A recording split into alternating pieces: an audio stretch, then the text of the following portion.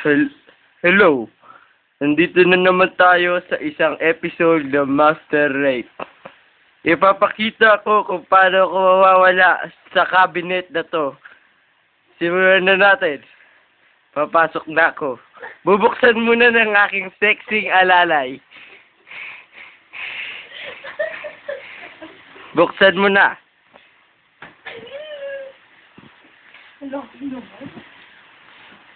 Isasara to ng aking sexing alalay at bigla-bigla akong mawawala.